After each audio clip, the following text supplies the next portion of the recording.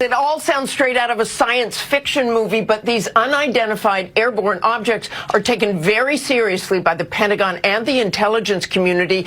What you talking about, Willis? Let me be clear. UAP are real. Advanced technologies not made by our government or any other government are monitoring sensitive military installations around the globe.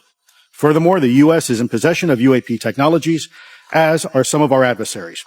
I believe we are in the midst of a multi-decade secretive arms race, one funded by misallocated taxpayer dollars and hidden from our elected representatives and oversight bodies. This is exactly what I've been waiting for. This is exactly, I don't mean to sound like Cat Williams. Let me check my Palm Pilot. But this is exactly what I've been waiting for. The biggest news story out of Washington last week had nothing to do with the election.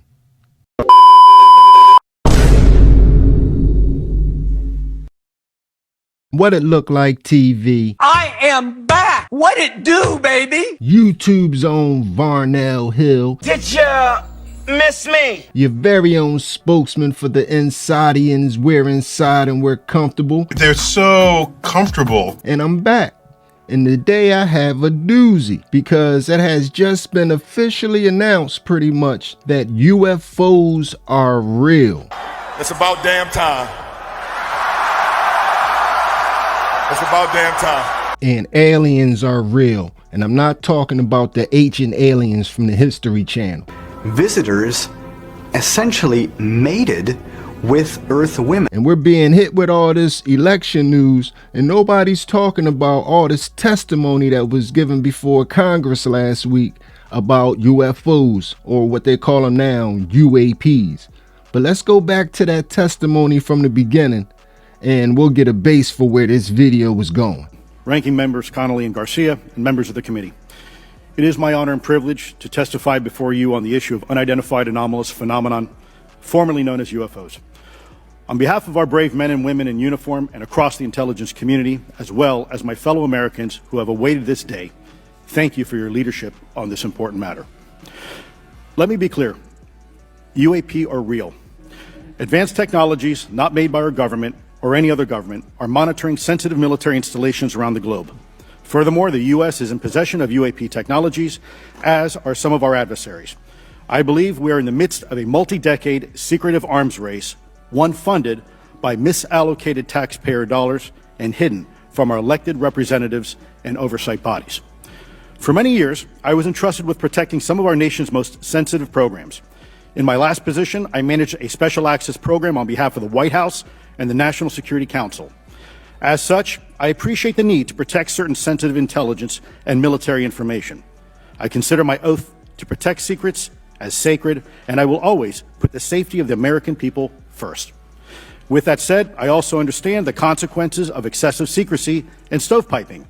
Nowhere was this more apparent than in the aftermath of 9/11, which many of us remember all too well.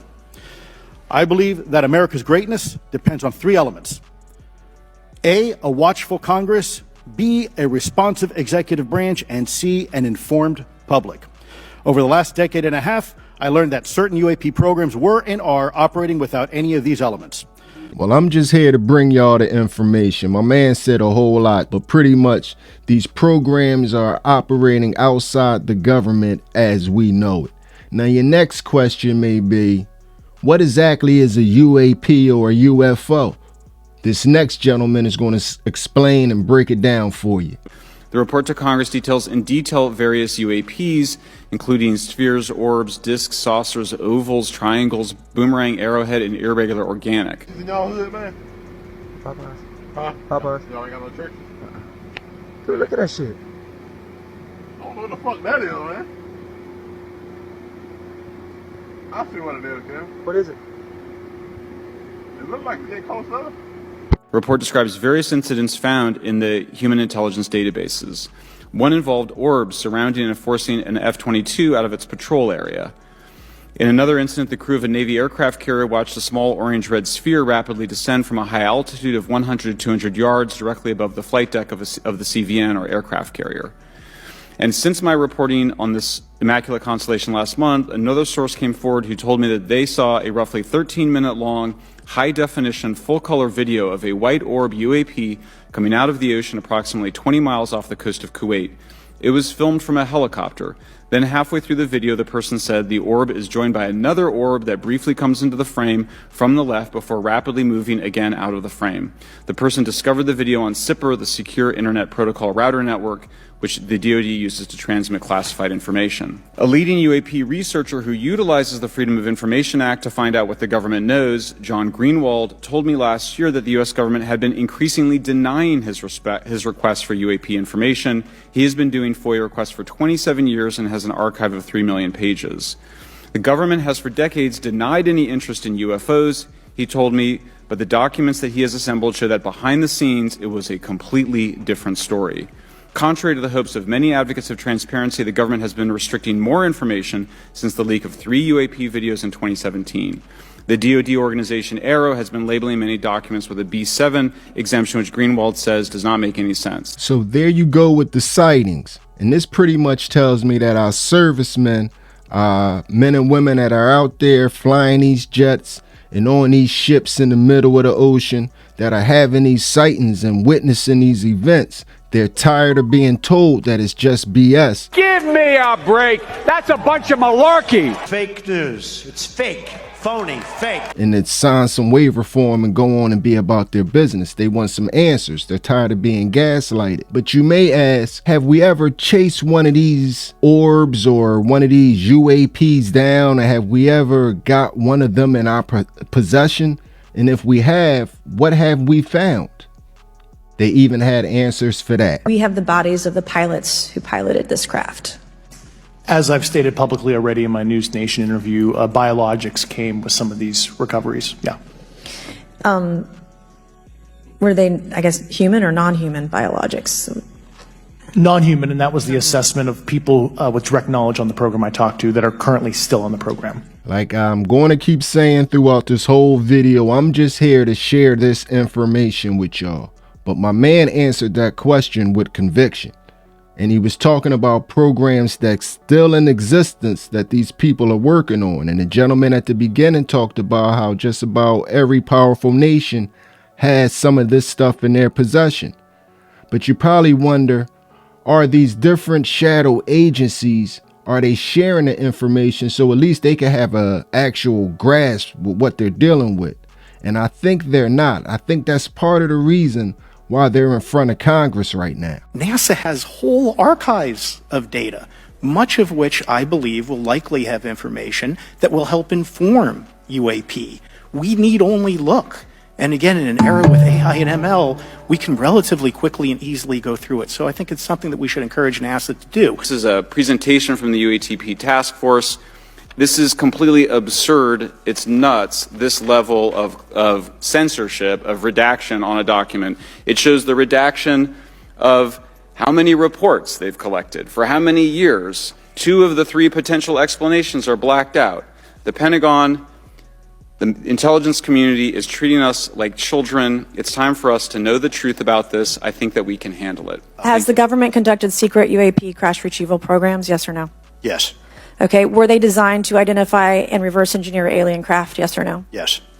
In your book, you mentioned government employees who've been injured by UAPs, placed on leave, and receiving government compensation for their injuries. Is that correct? That is correct. How can the government deny we have recovered craft if they're paying people because they've been injured by recovered craft? Ma'am, that's a great question. That's why I think we're here again. This is no democracy. It is a dictatorship. I am the law. I really believe that we should use this hearing as a catalyst to improve and bolster our air defense capabilities and our maritime domain awareness capabilities, because obviously there are holes in it, whether it be UAP of non-HI direction or NHI direction, or, like as you say, sir, China or any other adversary.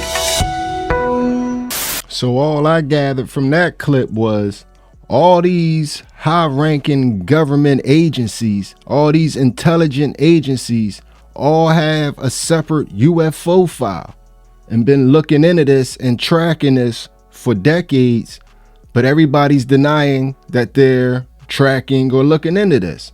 So that's awfully suspicious. But before you work yourself into a panic like it's some type of an invasion, Oh my God! Okay, it's happening. Everybody stay calm. What's the procedure, everyone? I think we need to just really listen to this next guy and gather all the information. Mr. Elizondo, you just said something interesting. You said they don't seem to be hiding.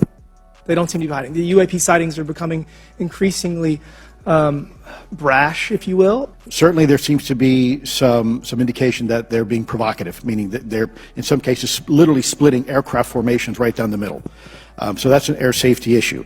The question is it the frequency increasing? And really the response is it depends. Yes, it's possible that there is an increase in frequency, but it's also possible that there's heightened awareness now, and there's also more pervasiveness of technology out there that's collecting this information and that can record this information. So we're not quite sure yet if it's actually an increase in numbers of these events, or is it that we have better equipment now that to record these things, and we have a better ability, if you will, to analyze these things. Seems like my man seems like everybody there is pretty much level-headed, and they're really looking at this from a logical, rational standpoint. Doesn't seem like nobody's trying to blow any alarm bell whistles. Seems like people just want answers. But before we get up out of here, let's see what each of these gentlemen, or a few of these gentlemen, defined as alien life or UAP or UFO. What exactly do they describe it as from their own experience? How would you define, each of you, my last question, how would you define non-human biologics, non-human intelligence? What are we actually talking about? Admiral, and we'll go down the line. I don't think it's a stretch when you look at the diversity of life on this planet and the size of this universe to think that there would be more diverse, higher order, non-human intelligences throughout the universe. And that's probably what's visiting us. I would take the scientific approach. The definition would be the ability to react to a stimulus in a manner that requires an intellectual thought process. I just don't know. I think we must be modest in our assumptions that we're looking for intelligence that could be biological. It might not. Non-biological, but what non-biological intelligence, what does that mean though? Artificial intelligence, ML, machines. We assume that all intelligence would be like us. And every time we look out in the universe, we are humbled relative to what we don't know in terms of the forms of intelligence and what it may take. I can assure you I probably can't ask you your question, but I think the ultimate answer is going to surprise us all. While I tell you the one takeaway from this that makes it a little believable is nobody knows what they're talking about. And I think if you know what you're talking about when it comes to aliens, then you're full of it. But just an observation, y'all know this is in no way a political channel. But if the aliens are coming, there's no better president to have than the president that started the Space Force. All this election, when y'all was asked, you Trump supporters, when y'all was asked, what did Trump do for the country? Nobody brought up the Space Force. Trump didn't even bring up the Space Force himself. But he might be a real visionary if the aliens are coming, and we might really need this Space Force. So if y'all see any applications out there for the Space Force, you young men, make sure y'all fill out an application for the Space Force. But I know once Trump get these papers in his office, might be a little wild time in the office. Because I think Trump going to swallow this one hook, line, and sinker. It's happening. I knew it. You'll never take me alive. But anyway, y'all tell me how y'all feel about this one in the comments section. And if you'd have made it to this point in the video, you are my MVP. It was a stone groove, my man. I'm out of here.